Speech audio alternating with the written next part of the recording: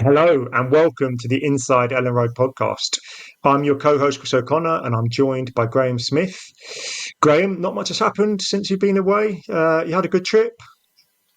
Yeah, pretty quiet from what I believe in the Leeds United landscape. Following Leeds from afar is every bit as stressful as following it from up close is what I find.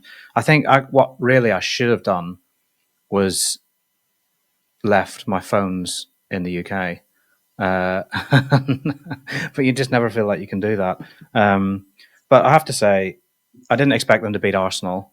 I just didn't expect them to. Well, we'll get onto that. We can get onto that. I certainly would have put all of your money on them beating Sheffield Wednesday's under nines. I would not have. I would not have foreseen that result coming. And yeah, they did a bit of transfer business as well, which was handy. Which means I don't have too much to do this weekend. There'll not be too much happening, will there? Yeah, look, we touched on a few things there already, and I've made a note of some stuff to get through. And it could be a 3-hour Joe Rogan episode, this, with the amount of things that have happened since he left. But before we move on, I do sometimes track my comments, and there were some tweets which did give me a smile when you announced you were going on holiday. First one, who approved that annual leave? Very to the point. Some questions asked of the people above you. Then this one I quite liked. Not only have we got the worst recruitment team, we've got the worst reporter as well. So shots fired in every direction there.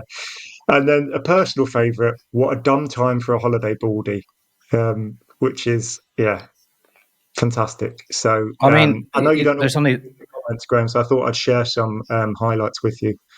Yeah, there's only facts in that last one. I am bald, but it's a simple matter of logistics, which is something else that we can come on to talk about later. Is that the transfer window happens to coincide with the school holidays, and I either pick between not covering quite important things like training camps or trips to Dublin, or I maybe take a little break and miss a game or two. Because, and I think I might have said this in the last podcast, my Twitter followers are not going to be my carers when I'm old and infirm. That job is likely to fall to my many children. So I tend to prioritize them for 2 weeks out of the year, now and again. And that was the story there. And I'm sure those people who are tweeting would like to know if I had a good time. I did. They can stop worrying now. I did have a really good holiday. Thank you very much. Great to hear it. Logistics leads me on to Buonanotte, which this is a live developing situation as we're recording. So it's 11:15 on Friday. I thought this deal was kind of ready to be announced when I woke up this morning, and then literally in like the past hour, I've heard some rumbling. So do you want to give us an update on that? Yeah, so to track it back to yesterday, we got word that there was a plan for Buonanotte to fly from London to Leeds, first from Farnborough to London, then from London to Leeds, because a deal was close. And then the flight time kept changing, and then the flight was cancelled. Now, what Leeds believed last night, and we haven't had an update from Leeds this morning, I should say that. So we're recording kind of as things are happening. But what they believed last night was that it was simply a matter of logistics, training time at Brighton, and plane availability, etc. So that's why it was cancelled. But they felt they were closing in on a deal, a loan, straight loan, because there's no way Brighton will give an option for a player like this. A little bit reminiscent of Ben White. You know, they believe this is a player with high value.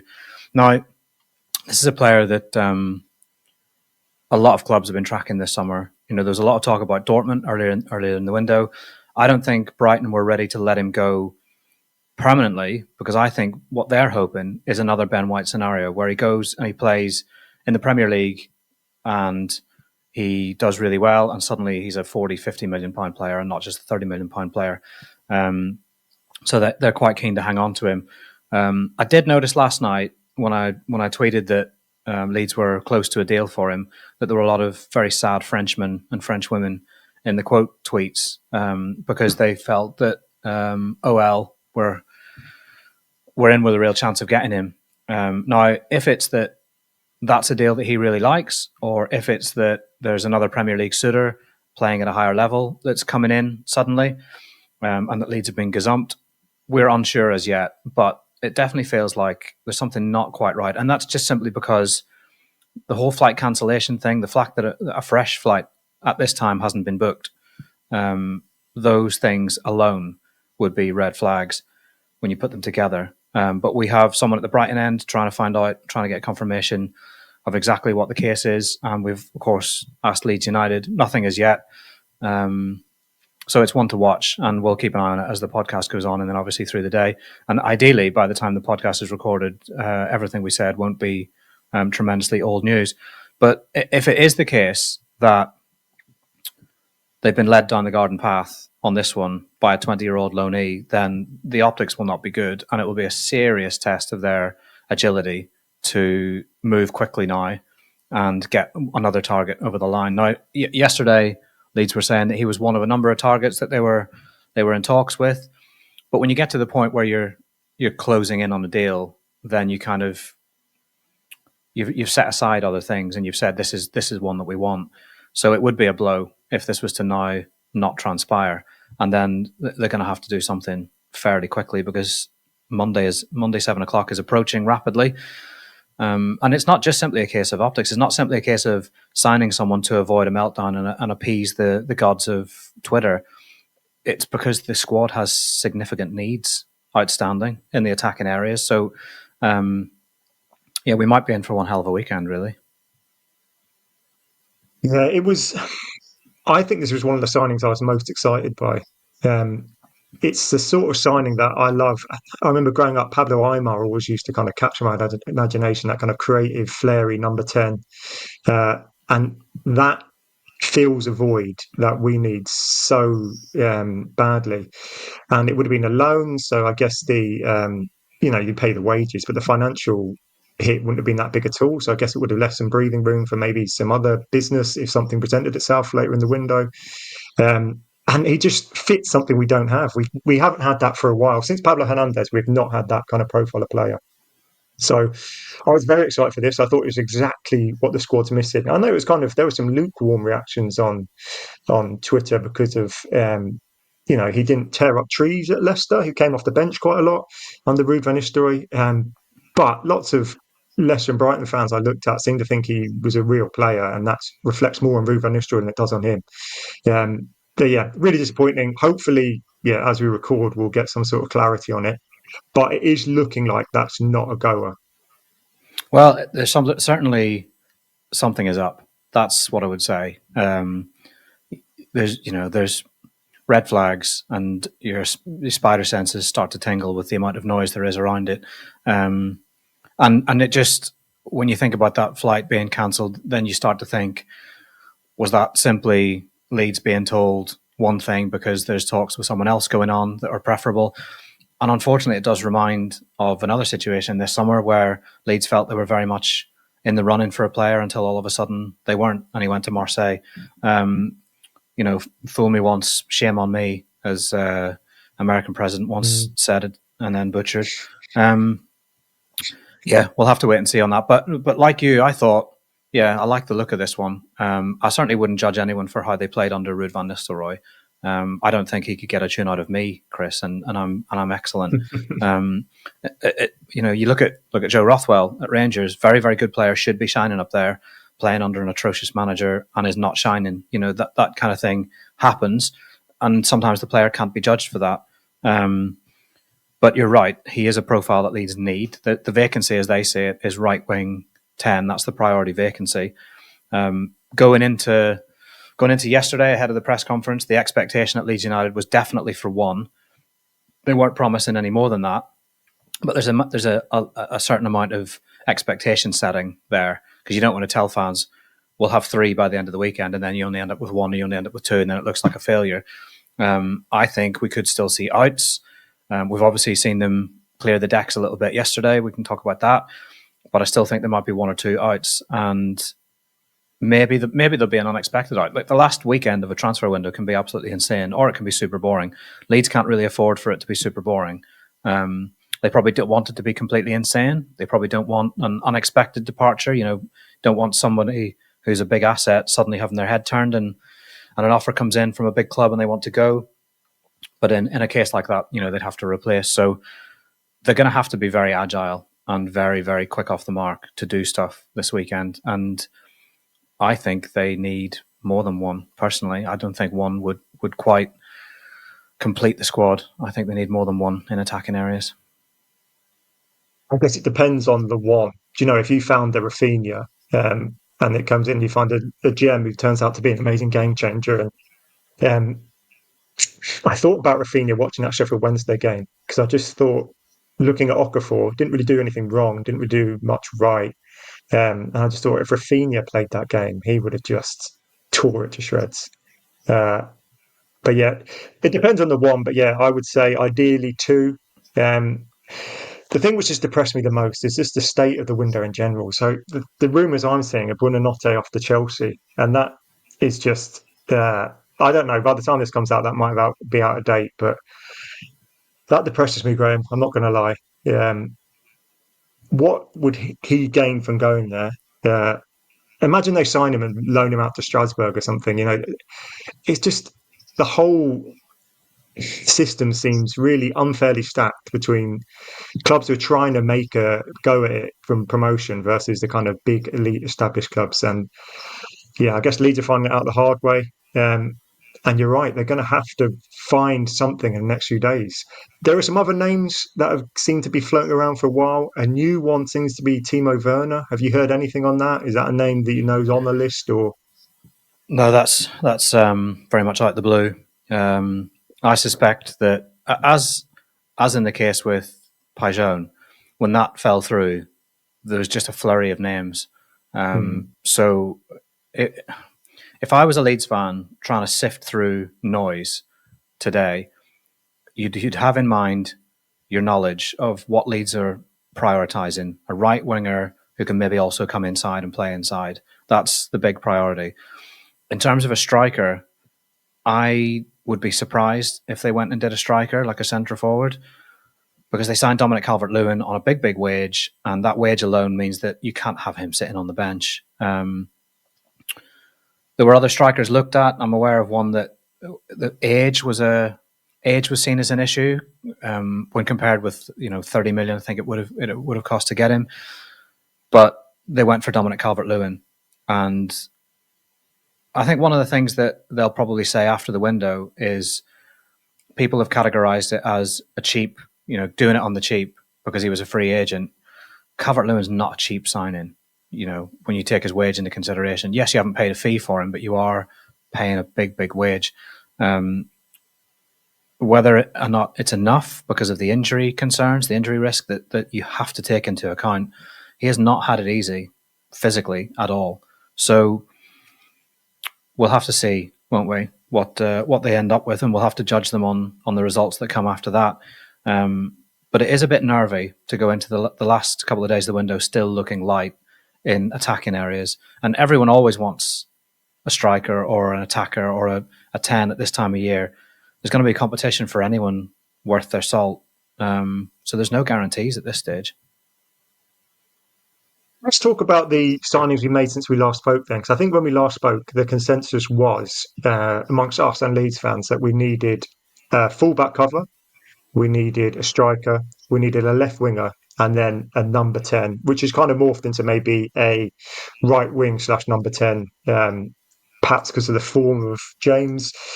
But we have filled 3 of those slots. So if we go through them, so we touched on DCL, big wages, risk. But as Farke kind of said, if he had a really good season last year, we probably wouldn't have been in the mix to get him. So the fact that he's kind of had a couple of lukewarm seasons that have been injury hit is one of the reasons that a newly promoted side can get him for a free. So there's risk there. There is potential reward. It is a balancing act like it is with a number of our signings. I'm quite optimistic that he can do a job there if he stays fit. Even though he missed those chances against Sheffield Wednesday, he was in the right place and he's going to be rusty. So time will tell. I'm hoping he will prove to be a good bit of business. What do we think about fullback cover James Justin? His name came up earlier in the window, and at that point, he wasn't a target for Leeds. So read into that what you will, but he ticks boxes, doesn't he? You know, big lad, experienced lad, can play either side. I don't expect him to immediately push out either Goodmanson or Bogle. I think he'll find it very difficult to unseat either of those unless they go through a real difficult patch. But it made sense to get cover there, and I think he makes sense as cover. I mean, when you're signing cover, you're not signing real excitement, are you? You know, and that's not to be disrespectful to him, but if they were signing a really, really exciting fullback, then you expect him to start. You know, they got their starting left back. Bogle is their starting right back. So you want someone who's cover, and I think as cover goes, makes perfect sense. You know, not many red flags with that one. Maybe availability now and again, but no real other red flags, I would say. Yeah, looking at Leicester fans, it seemed to be the consensus was excellent before he had quite a bad injury and hasn't quite hit those heights since. But in a bad Leicester side who are struggling. But yeah, again, I think that makes sense. And it's someone who's had an England cap, is a decent age, can play both sides. Wasn't a huge fee. They probably was slightly bigger than I was expecting, considering I think he has 1 year left. But yeah, I was happy with that. And that then let's think about Okafor, right? Left wing. We were looking at that all summer. There were a lot of names mentioned. There was Igor Pajon, who obviously didn't come. Where do you think Okafor was on that list? Yeah. Below Igor Pajon, but still fairly high up the list. He's not a Pajon, you know, he's not that caliber, but he is a good option, I think. I think they went for a good one. He was at a very big, good club, although you know they didn't really pull up trees last season. He can score goals. Is he that Rafinha? You know, the way you talked about earlier. Is he that one to get a scrap of possession and turn it into a goal in an instant? We'll have to wait and see. There's again no guarantees with that. That's I think where my concern lies with this squad is there's not anyone yet that you would say he's definitely going to win league games. He's definitely going to win Premier League games for Leeds, you know, by taking a 0-0 and turning it into a 1-0 in the 90th minute, just by beating two men and sticking it in the top corner, or pulling out a pass that nobody else on the pitch saw and putting Calvert-Lewin in to score. That's what I think they need to still get. Okafor, he's got it all to do, really. He doesn't need to prove that he can do it in the Premier League. But there's potential there, definitely. I quite like that one. If you can't get a Pajon, then you probably want someone like him. Yeah, I quite liked it from the kind of research I did. Got a lot of goals and assists in the Champions League. Obviously, AC Milan saw enough to sign him, and Napoli saw enough to take him on in January. So there is definitely something there. I know he didn't impress against Sheffield Wednesday, but no one did. And it was a very weird game because of the situation, the fans, and I'm not going to write him off on that. But it is, again, yeah, it's one where you're taking a slight risk and hoping it pays off. But again, in defence of the club, it's hard when you're limited by how much you can spend and the market as it seems to be at the moment. Yeah, so that's three of the four, and I would say I'm fairly okay with that. Honestly, I find it hard when you go on the Leeds Twitter. I don't know if you've dipped your head in, Graham. It is, you said Leeds are close to meltdown mode. I would say, you know, the pitchforks and fires are definitely on the horizon. And personally, I think that is a massive overreaction to the start we've had. If those games were in the other order, imagine we lost the opening game to Arsenal. Imagine we then had that freak, weird, crazy game against Sheffield Wednesday, which was embarrassing. But then imagine we beat Everton at home and that was the last game. I really think the feel would be different. I think we'd be reflecting, going, yeah, that was embarrassing. The cup loss, but that's what Leeds do. I just feel like that's just part of being a Leeds fan, is these kind of like shock, crazy losses. You know, Crawley brought on someone who was a reality TV star, and we lost 3-0 with Bielsa in charge. There was Sutton, Histon.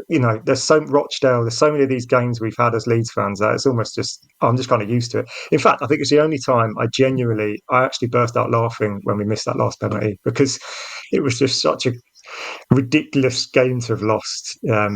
So yeah, you can just kind of write that off as this weird anomaly. And I didn't even think. Some people said that they looked arrogant. I felt they just looked like they really lacked any courage and leadership. Everyone wanted to do the safe thing. No one wanted to just take the game on by the scruff of the neck and make something happen. Everyone was just, I don't know, it just seemed like a lack of kind of character from that side they put out. But then they don't know each other.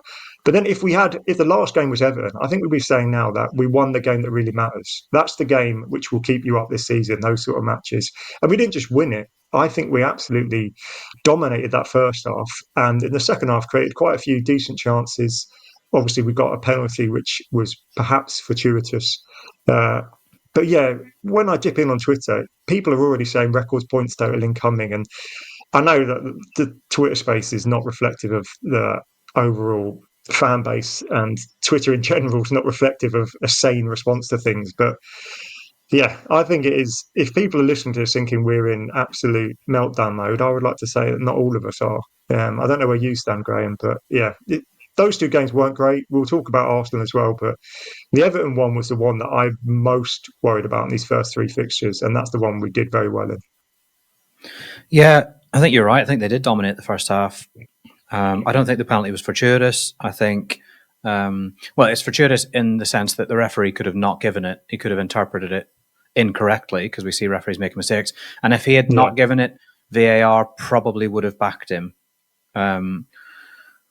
But for me, he's moved his body towards the ball and used his arm to block it. It's almost, I don't know if he has the time to think cynically enough to be that cynical. You know what I mean? Like to calculate, if I fall towards the ball and handle it, they'll never give it.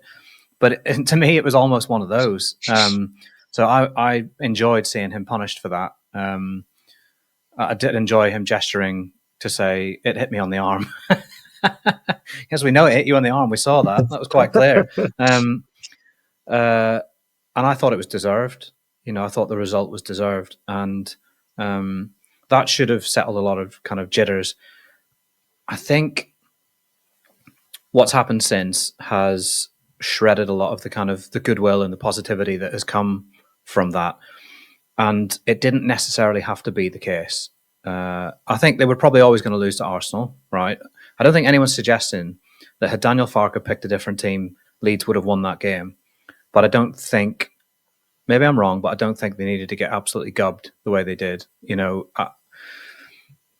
For me, and this is why I asked Daniel Farke the question in his press conference, I said, looking back at Arsenal, would you do anything different in terms of your team selection or approach? Because you're playing against the set-piece masters of the Premier League. You've got your biggest, ugliest. He's not ugly in an aesthetic sense. He's ugly in a sense of he can defend ugly, right? Your biggest defender of set pieces is sat on the bench. In your midfield, against a very physical team, Sean Longstaff would surely give you a bit more nous and a bit more legs and a bit more of a robust, response. And up top, where the ball simply didn't stick with Joel Peru, because we know that that's not his game, would Nemecha not have given you slightly more in terms of an option to maybe stick the ball there and hold up and play off him? It's all ifs, buts, and maybes. It's all conjecture. It's all hindsight, which is 2020. But that's what I expected him to do. I expected him to set them up to be really, almost set them up in a more negative way, if you want to call it that, than we've ever seen him set Leeds up. Because you're playing Arsenal at Arsenal. It's not like last season when you could play the same way and say, no, we are the best team in the league. We're going to play this way against Sheffield United, against Sunderland, against Blackburn, against Stoke. No matter who we play, we're going to dominate the ball and we're going to play through them. I don't know that you can do that against Arsenal. And I was surprised by the team he put out. And I have to say, I was a little bit surprised with his response to my question yesterday. I don't know what you think. Maybe the manager has to back himself in that way publicly because he knows that players are watching, and he can't say, "Oh, actually, I made a mistake," and then it starts to put doubt in the minds of the players. Maybe he has to come across as completely behind his own philosophy and decisions. But I was a little surprised that he said he would make the same decisions again, because those decisions led to a 5-0 defeat. You know, would you not change things? Yeah, it's tough. I guess you're a bit damned if you do, damned if you don't, with how you answer that question. And if you say, "Yeah, I would have changed it," then perhaps that sends a message to the players that you didn't believe in the ones you put out. And if you're Stroik sitting there, you might, there's reasons why you might not have answered that question entirely honestly. Now, what he actually would think honestly to that answer, surely he must think I would go back and I'd start Beale and Longstaff, definitely. I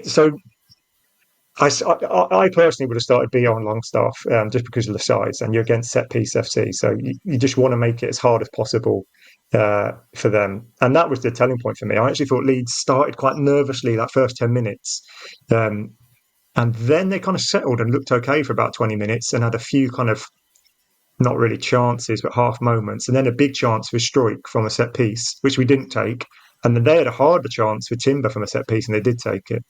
And that was kind of the turning point. Really was the Saka goal just before half time, and then the game's probably gone then, and it's definitely gone for that goal straight after half time. And it's worth saying they had 5 shots, 5 goals. I didn't think it was a 5-0 drubbing in terms of being cut open loads and embarrassed. It was just a weird game. They scored all 5 chances. We were kind of dead by the 3rd goal. And on the Nemecha one, that's the one where I did feel I could see the logic in starting Pirot, because Saliba and Gabriel, right? I don't think Nemecha is going to completely outmuscle and dominate them that way. Maybe he gives you an extra 2 seconds. They are 2 of the best centre-backs physically I've seen in the league recently as a partnership. And I can imagine you think we might get moments where we can break quick, the ball can go out wide, and if I want a chance to fall to anyone in the squad, it's Pirot. So I'm going to play him for those moments. Maybe we can grab a goal. And then later, maybe Nemecha can maybe hold something up if you get something. So there's more ways to play football than you just start Nemecha and he'll be able to hold it up and we can play off him. I don't think it was a definite that he had to start. I can see the logic in starting Pirot in the chance, in terms of you might get a break where you get a half moment and he is a lethal finisher, and there might be a bit where it's stretched.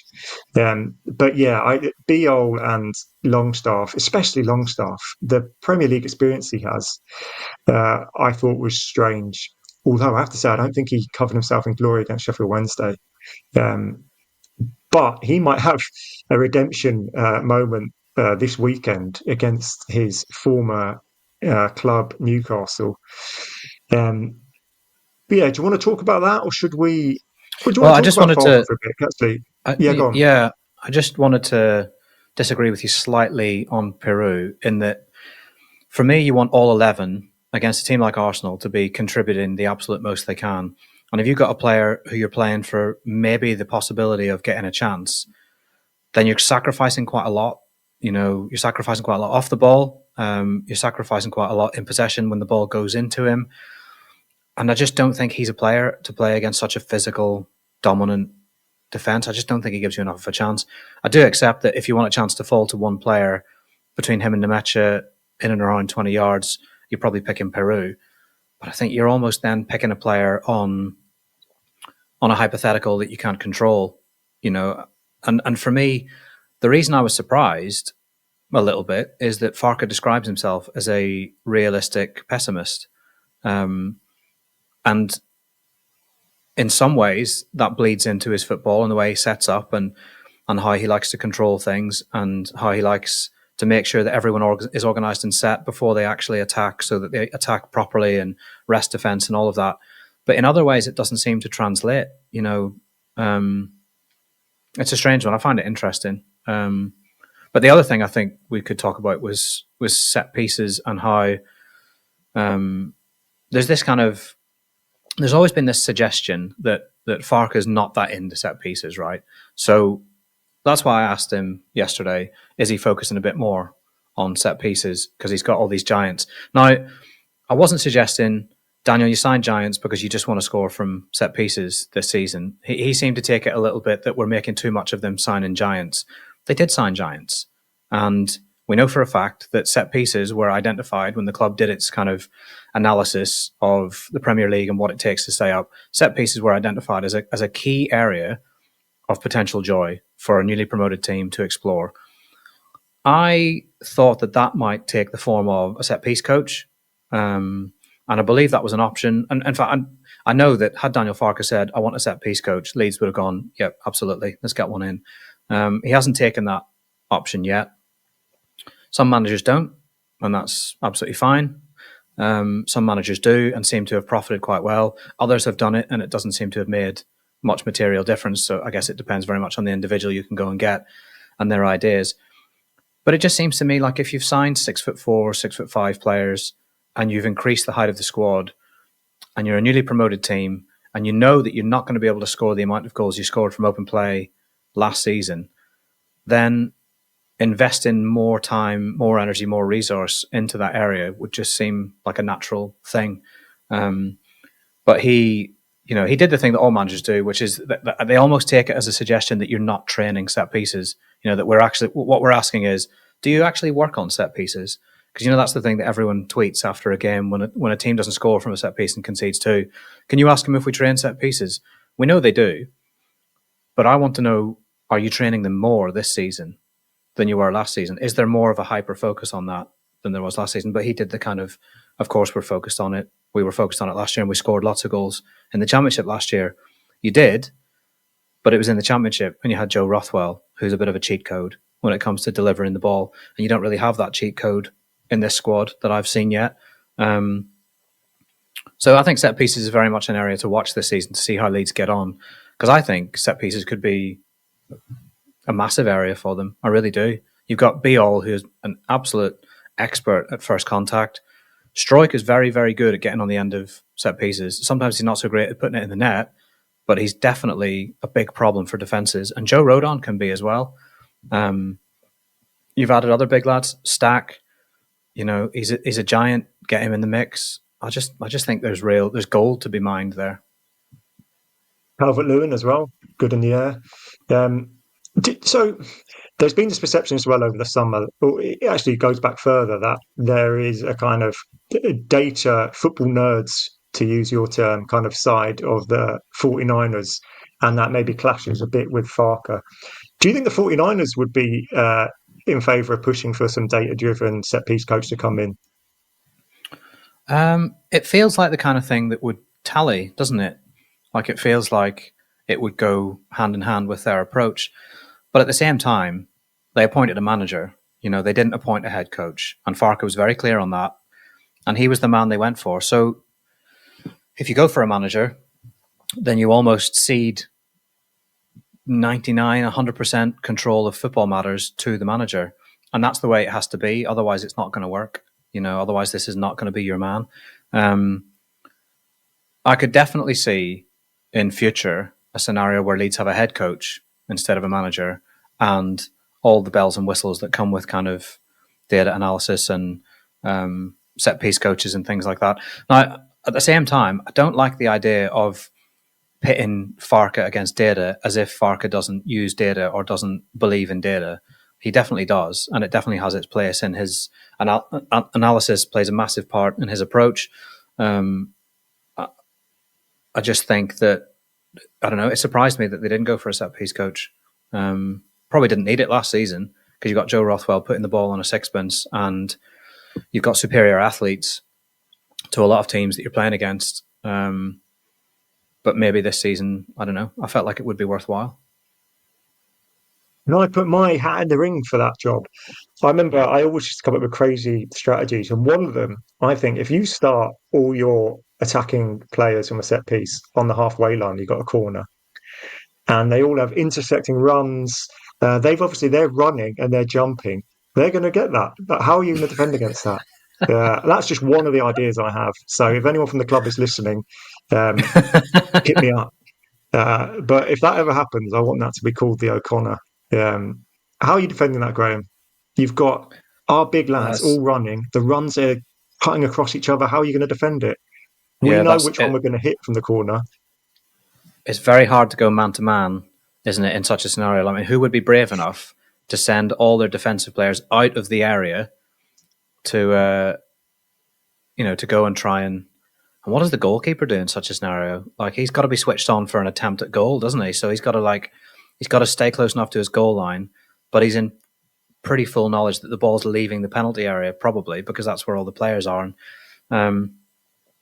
I would love to see that tried by a team. I think if anyone's going to try it, it's probably Arsenal. But you look at some of the things that they've done over the last year when it comes to corners and the goals they've scored. You know, the runs they make, the blocks that they pull off. I remember when Bielsa was Leeds boss, that there was a similar kind of accusation that he didn't really take set pieces seriously, and it wasn't such a big thing for him. And there was this kind of Leeds were getting blocked and held, and there was somebody scored a goal because Pascal's arm was trapped. Pascal managed to get himself next to a player. They held his arm and held him on the ground, and someone else got up above him and scored. And I think Bielsa did his kind of usual, the rules are there, you know, referees have all the facilities at their disposal to be able to deal with things like that. We can't complain about the opponents. And I think from memory, he might have even said, but this is not something that we do. I don't think he wanted his players pulling off kind of sneaky, illegal, dark arts in the penalty area to score goals. I would absolutely love to see Leeds pulling off the darkest of arts to score goals this season in the Premier League, just because I think it'll take whatever to get the goals they need to stay up. So if it means Jacobiol standing on both of his fellow centre-back's feet to keep him on the ground while Stack gets up and plants a header in the bottom corner, I'd love it. The human pyramid was one of my other kind of ideas. So don't be throwing all of them away. But you said if the goalie comes out, there's no space. My counteractive for that was that you shoot from the corner. You just get someone who's very good at whipping it in. So the goalie can't then. First time that's tried, we score from the corner. So now they're completely. There's loads of these. So I'm not going to reveal them all.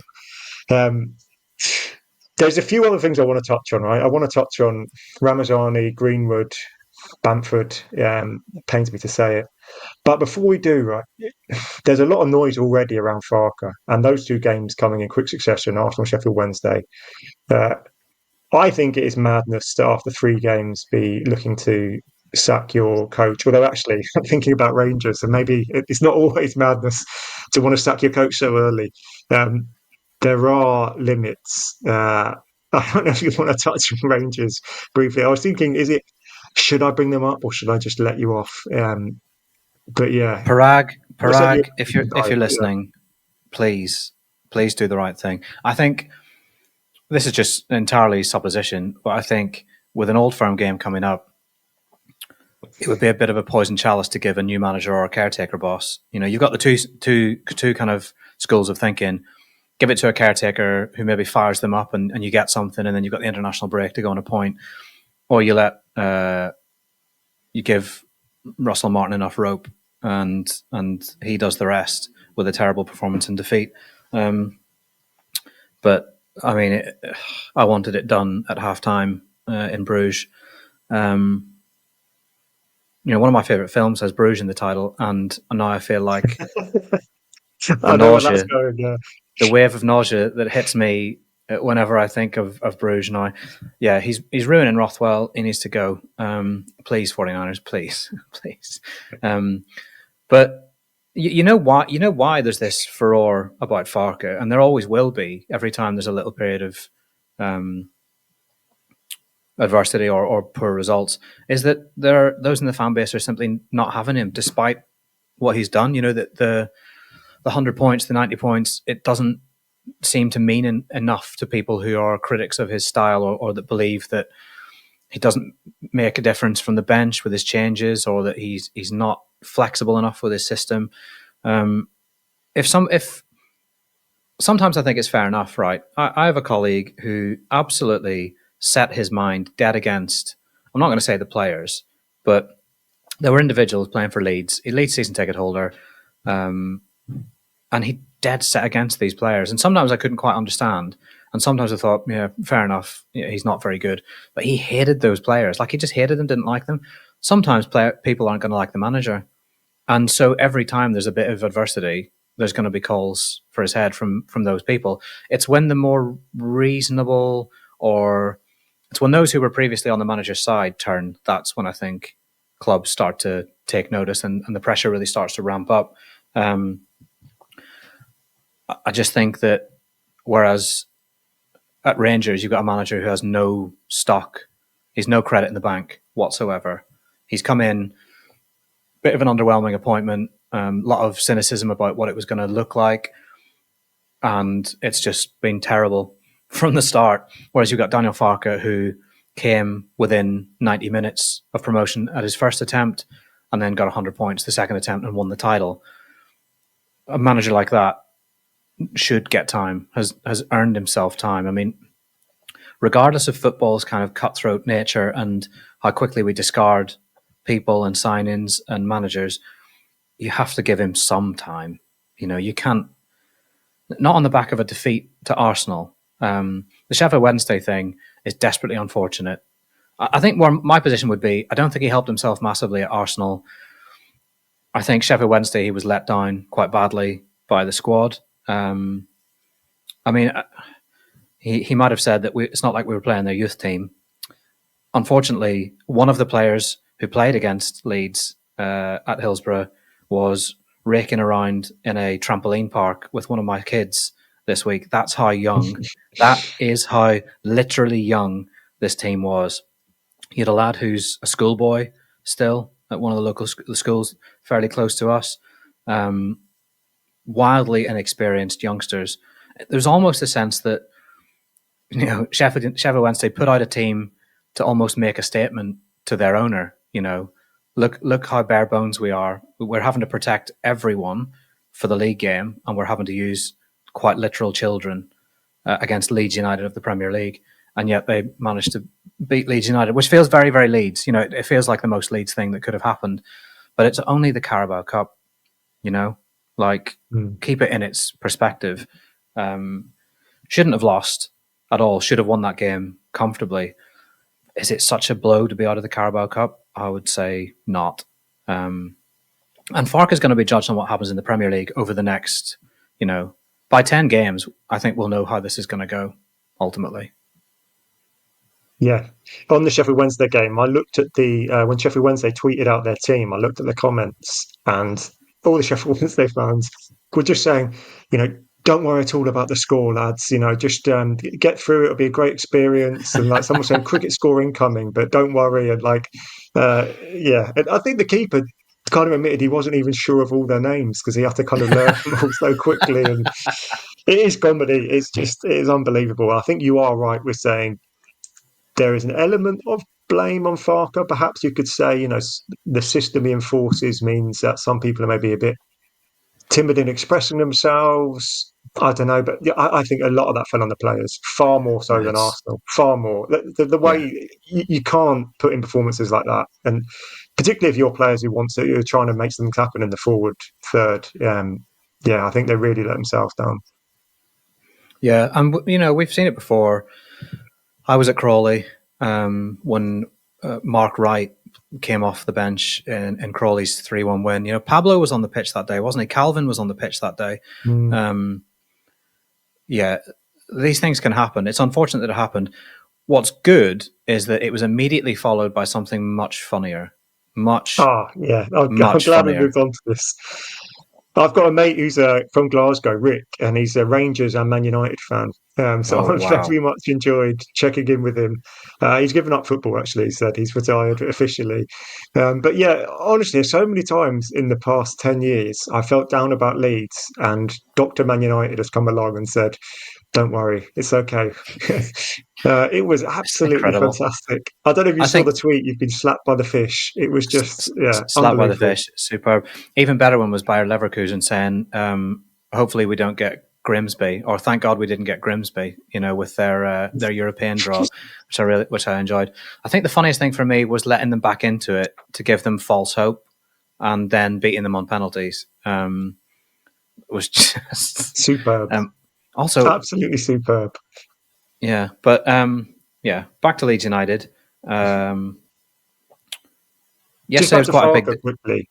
Yeah, go on. I just wanted to say, you mentioned let's judge him after 10 games. And as someone who is in the Farke camp as a fan, just because of his record, he's probably the most successful Championship manager of all time. He did disastrously at Norwich. He's got a really bad Premier League record under him. Much of Gladbach, he came 10th. I think season after they came 10th and then 14th. So it's not like he did badly there. I know they didn't really like him, but you cannot sack him after beating Everton, losing to the team I think will win the league, and a kind of freak cup game. And I'm going to say this as well. I don't even think, if you're a neutral, Leeds should lose to Newcastle. They are punching far above kind of where we are at the moment.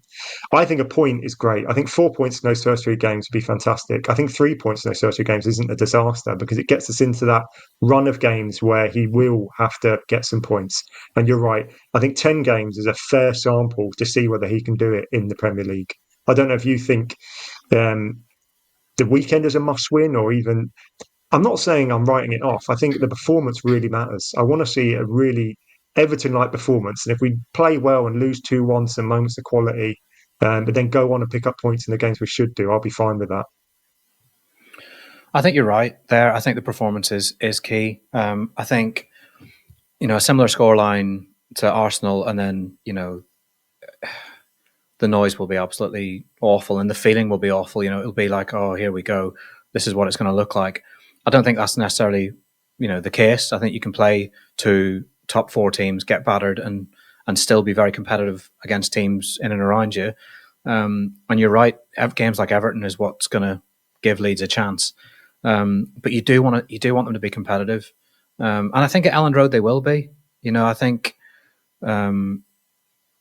I don't think you can discount the impact that the fans can make. I don't think you can rely on that. And I also think you have to say he hasn't quite got the full Premier League squad that he should have yet. So you also have to take that into consideration. It's not just on Daniel Farke how this goes. It's on the club as a whole, because if he hasn't got the tools at his disposal that he needs, then he's working with a hand tied behind his back, and that can't be the case this season. So that's why this weekend's so important recruitment-wise. He's also got massive difficulty in the fact that Ampadu and Tanaka are both out with, how unlucky can you get? Last season, Ampadu does his knee, Gruev does his knee immediately after, 3 days later. And then this season, Ampadu does his MCL, Tanaka immediately follows him with an MCL. That's rough. That's really rough. When 2 of your starting midfielders, 2 of your quality players pick up knee injuries at this stage of the season. So the midfield's an issue. And I know people talk about Newcastle have got problems as well. Newcastle have got a much better squad to pick from, much better options to pick from. The difficulty level that Farke is facing, I think, is a lot higher than what Eddie Howe is facing right now. And even with the Isak situation, and even if they don't get their unbelievable new signing, who absolutely lit up the Euro 21s, even if he's not available for the Leeds game, which I don't think he will be, they've still got great options, Newcastle. So that it's a really difficult one, this. A draw, fantastic result. I think they'll be cheered off the pitch if they get a draw, but just be competitive. Just show that last week was a blip, and they're not going to be whipping boys. Basically get through the weekend and see what the recruitment team can do, and then go into the international break feeling a lot more positive. I think that's what the doctor has ordered. Yeah, I looked at Newcastle's squad, and I think Tonali is a doubt. Trelinton's been ruled out. The new signing is ineligible. I think I saw just before we came on air. But then you still look, they could field, obviously, I think Bruno's one of the best midfielders in the league. And they could play that. Lewis Miley looks like a player, and they've just signed Jacob Ramsey. They could still put a 3 there who are classy. Whereas I thought Tanaka and Ampadu were probably 2 of our best players against Everton. I thought they were everywhere. And losing those 2 in our midfield, he's got a problem. Stack has to play. I think Longstaff now has to play. Gruev has not covered himself in glory in those 2 games, and there's question marks about whether he's up to this level. But then who else do you go to? I know Biol actually played as defensive midfielder quite a lot of his career. But I wouldn't be chucking him in. So you go Gruev, or you change the system and maybe play Aronson and have a kind of 4-2-3-1 thing again. But yeah, Newcastle have got a great squad. I know Isak is.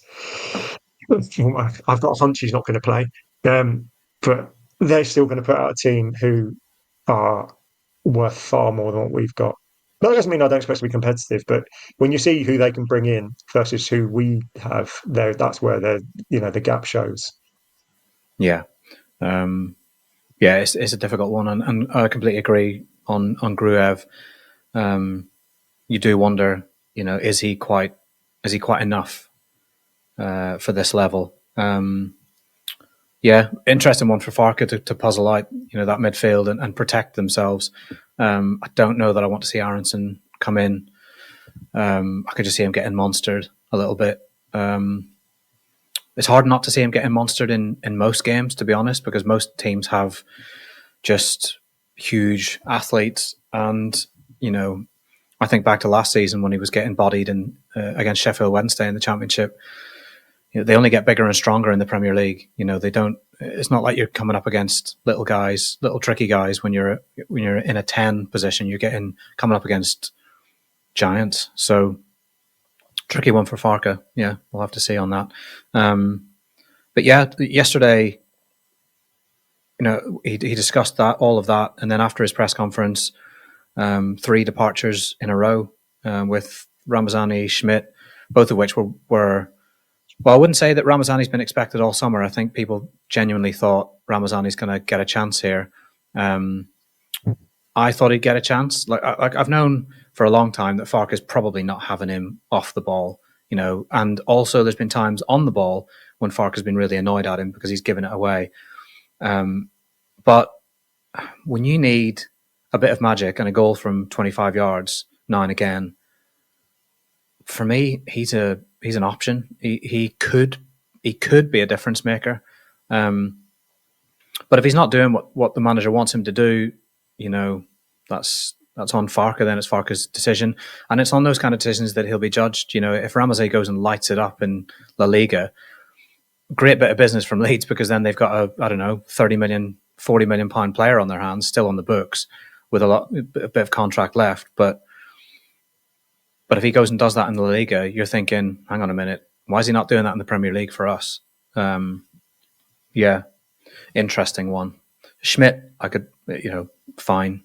I think pre-season, when he had to play, told us enough. It's harsh because it's pre-season and you shouldn't judge a player entirely on pre-season, but he just looked a little bit out of his depth in that Milan game especially. And again, if the manager's not having him, which he clearly isn't because he played him as a winger for about 5 minutes last season, then what's the point in him being here? Bring someone in that Farke will play.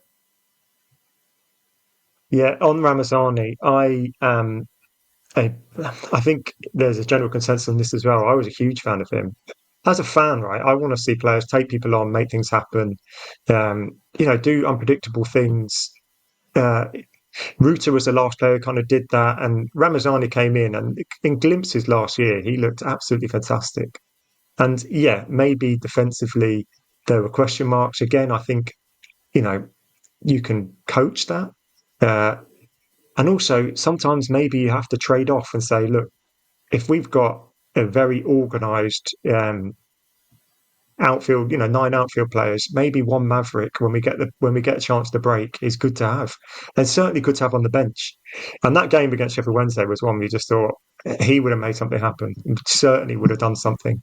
So I was really disappointed to see that go. And I don't know if it's the perception is that that's a Farke decision, much more so than a club one, and that would be something which would be held against him if we're still struggling. Okafor maybe struggles. Harrison's coming off the bench, and yeah, he's scoring goals over in Spain.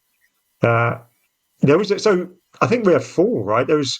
Ramazani, Smyth, Greenwood, and Bamford. I've got as well as Greenwood was it's just a strange one. You could ask me to name 100 clubs he'd go to, and I wouldn't even get into Poland. I don't think I could even name the club he's gone to now. Never mind previously. Bizarre. And to get, fair play to get the fee that they did. is a bit of wizardry, I think, because I still don't know what he is.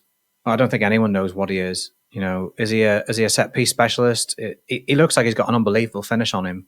When you see him in like his preseason, summer drills and stuff, he's whipping them in from all angles, and he has got a fantastic shot on him.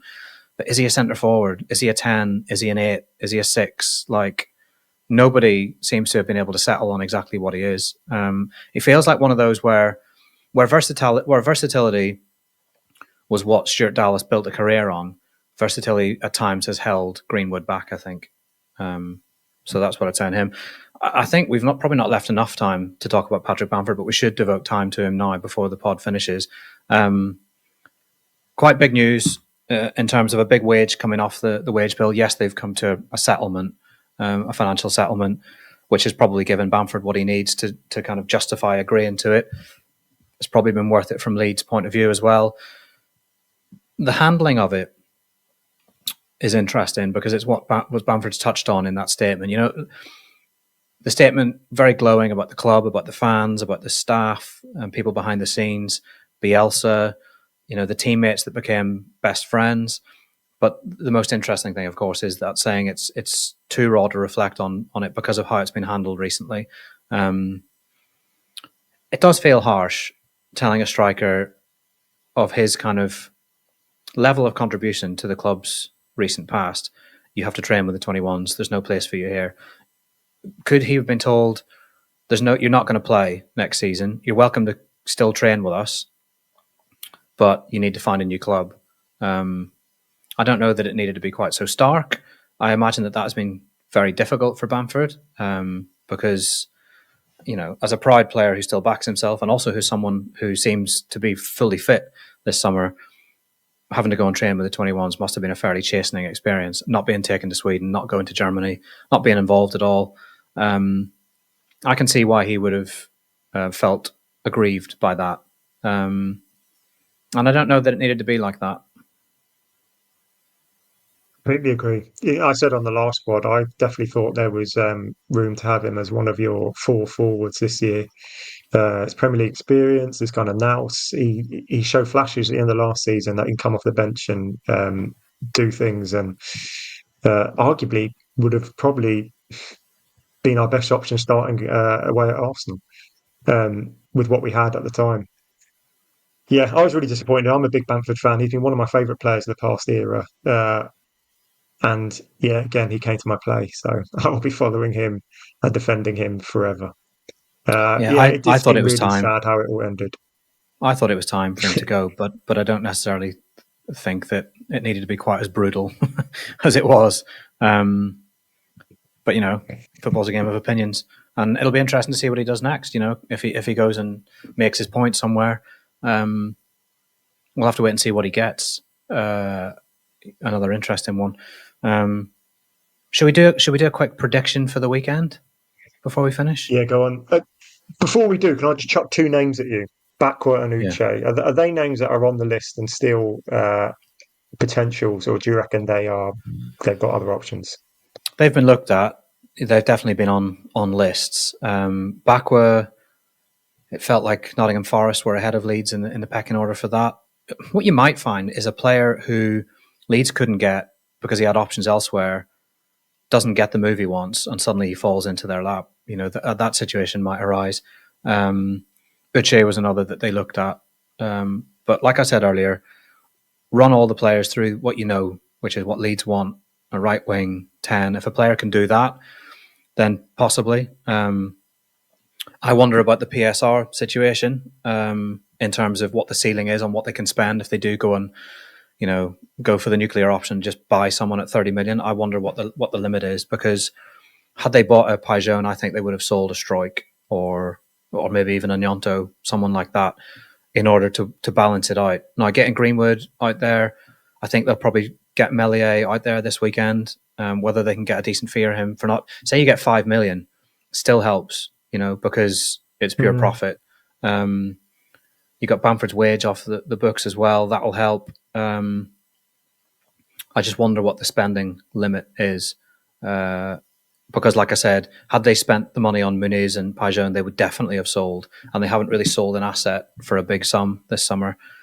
So, yeah, I wonder about maybe, Solomon isn't what they need, but could it be what they end up with? In a worst case scenario, Gus Hammer, not really what they need. And when you see some of the options they've had this summer, or the targets they've had, the excitement kind of diminishes. It's almost a go and get the hammer. We'll see. I like to think they can pull something out the bag that will still excite. I like to think they've got the spending ability to do that. We're going to see how agile they are, aren't we? We're going to see. It's a real test for them to get something done that is good enough, that actually adds difference-making quality, and it excites the fans and actually proves that there is, that the window can finish with a bit of ambition. Yeah. I'm a bit more up on Harmer. I think he can add a bit of creative and, something a number 10, although he's probably not quite a 10. But yeah, right. Let's go with some Newcastle predictions. And then, by the time we catch up, there will be another 10 things to discuss, I'm sure. But yeah, Newcastle, what are you saying? I'm going to say 2-1 defeat. I'm going to flip that and say 2-1 victory. With Daniel Farke employing the run from the touchline tactic in the 85th minute with a corner that bamboozles him. So, yeah, 2-1 Leeds in a hard-fought game. Okay, let's see. We will. Thanks for listening, everyone. We'll be back shortly after the window to discuss our new signings and hopefully at least a point against Newcastle. Bye-bye.